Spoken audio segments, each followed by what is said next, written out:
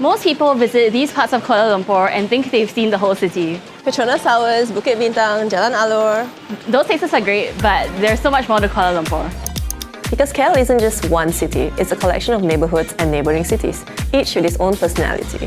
I'm Nicole, the Regional Content Director for Time Out Asia. And I'm Suan, contributor at Time Out Kuala Lumpur. Today, we're showing you how locals actually eat, drink and shop in Kuala Lumpur and the Klang Valley. Let's go!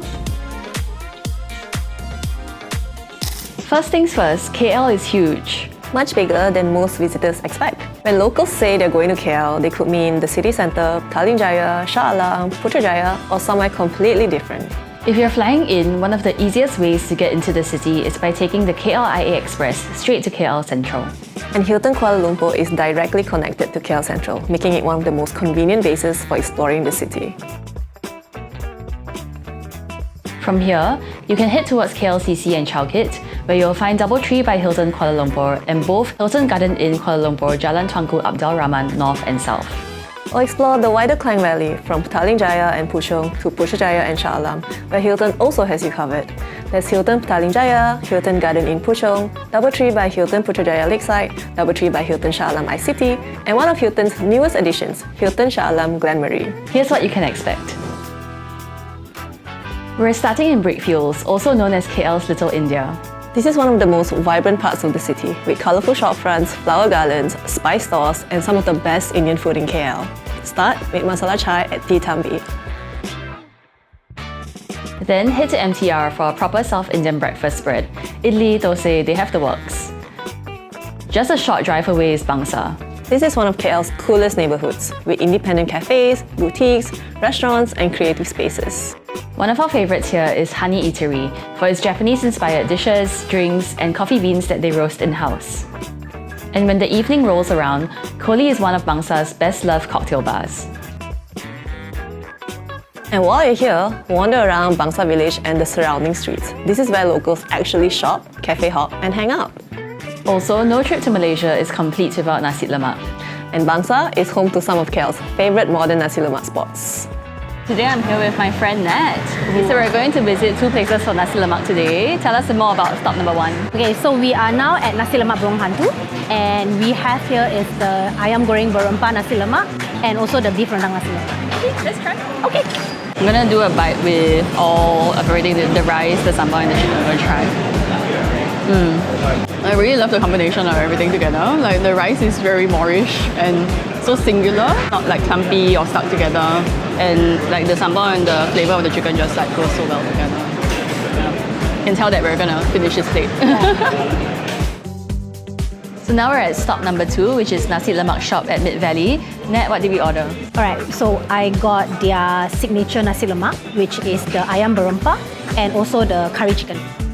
Yeah, I think at first glance it already looks very different. It's covered in fried ginger and garlic, and the rice is with jasmine rice instead of basmati. So let's give it a try. I'm very excited to try this chicken though. It looks very good. Let's go in for a bite of everything.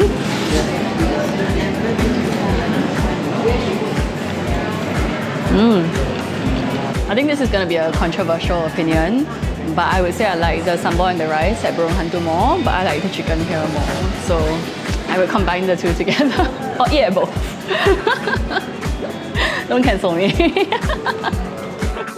If you're staying around KL Central, Hilton Kuala Lumpur puts you in the heart of the city's main transport hub. You're connected directly to KL Central next to New Central Mall and within easy reach of almost everywhere in Brickfields and Bangsar. When people picture Kuala Lumpur, they're usually thinking about this area. KLCC is home to the city's most famous skyline, but there's much more here than just the towers. One street we always recommend is Jalan Kemunting. You'll find heritage cafes, independent restaurants, and some fantastic local food. For old school KL, head to Yuk Ki. Or cross over to Padang on Wheels for nasi padang and some seriously good beef rendang. For culture, check out Rex KL, a former cinema that's been transformed into a creative hub. Think bookstores, cafes, exhibitions and events, all under one roof. And Pickle Dining, which is in our opinion one of KL's best restaurants right now. My name is Daniel Toby. I am the chef and the owner here. Pickle Dining is where we are right now.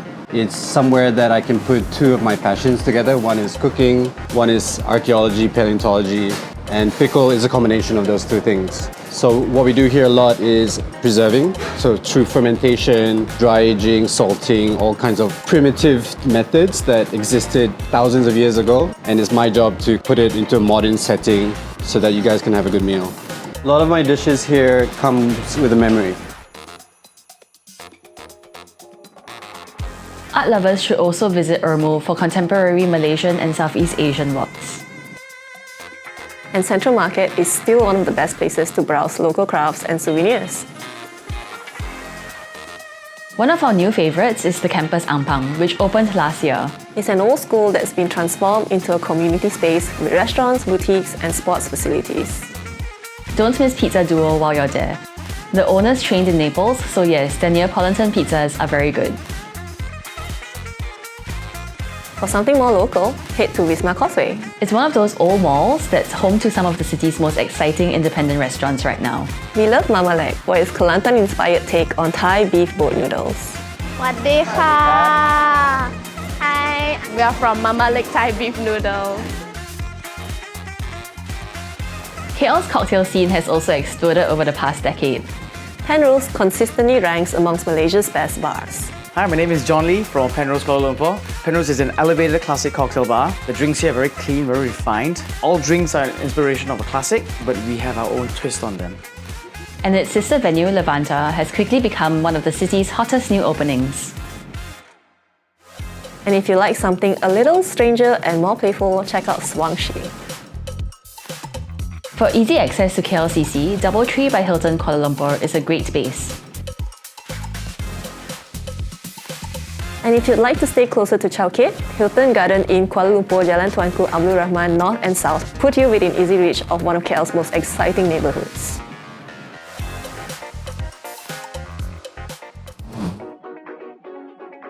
Now we're heading outside Kuala Lumpur proper. Petaling Jaya, or PJ as locals call it, is where many KL residents actually spend their weekends. There are great cafes, shopping malls, durian spots, and a seriously underrated food scene. If durian is in season, make a stop at Durian Man SS2. But if you're not a fan of the smelly fruit, head to Jam PJ, an event space with lots of cute cafes and local shops.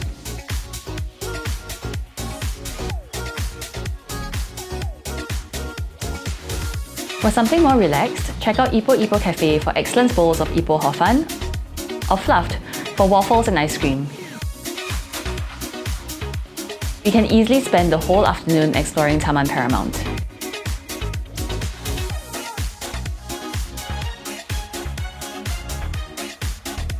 If you're staying in this part of the Klang Valley, the newly renovated Hilton Petaling Jaya makes a convenient base.